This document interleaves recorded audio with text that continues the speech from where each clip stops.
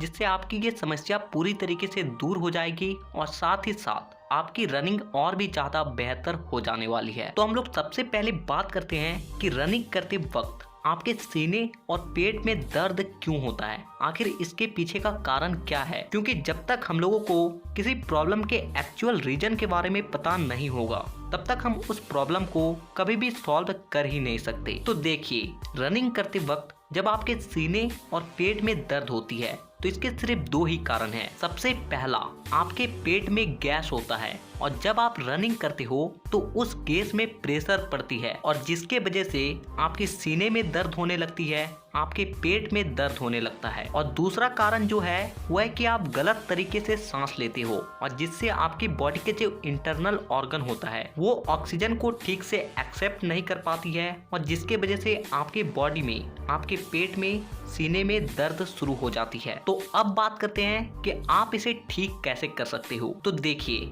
सबसे पहली चीज कि आप अपने खाने को चबा चबा कर खाएं।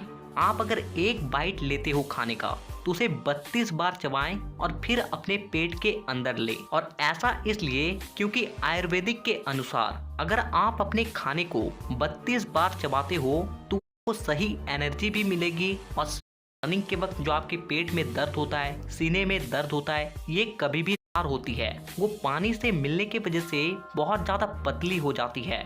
ना पिए, खाने से कम आधा घंटा पहले पानी। मैं आपको दो तरीके के रनिंग के लिए सांस लेने का तरीका बताता हूँ। सबसे पहला लॉन्ग रनिंग और दूसरा शॉर्ट रनिंग यानी कि स्प्रिंटिंग। तो जब आप लॉन्ग रनिंग करें तो स्टार्टिंग के जो रनिंग है आपको मैं एग्जांपल से बताता हूँ, तब जाके आपको अच्छी तरीके से समझ आएगी। जैसे कि 5 किलोमीटर का लॉन्ग रनिंग है तो आपको इसमें स्टार्टिंग में लगभग 3 किलोमीटर तक आपको अपने नाक से सांस को लेना है और नाक से सांस को छोड़ना है। क्योंकि शुरू में आपकी बॉडी में बहुत स्टेमिना होती है और ऑक्सीजन की उतना अधिक नीड नहीं होती है। इसके बाद जैसे ही आप 3 किलोमीटर लगभग रनिंग कर लो, आपको ऐसा फील हो कि आपका बॉडी थक रहा है तो आपको उस वक्त आपको अपने नाक और मुंह दोनों से सांस को लेना है। लेकिन कैसे, वो आप ध्यान से सुनिए। आपको अपने नाक से 70% सांस को लेना है और 70% सांस को छोड़ना है और बाकी के 30% जो बचे हैं वो आपको अपने मुंह से लेना है। शॉर्ट रनिंग की तो देखिए, आपको शॉर्ट रनिंग में किस तरीके से सांस लेनी है। तो आपको शॉर्ट रनिंग में आपको अपने नाक और मुंह दोनों से सांस को लेना है, लेकिन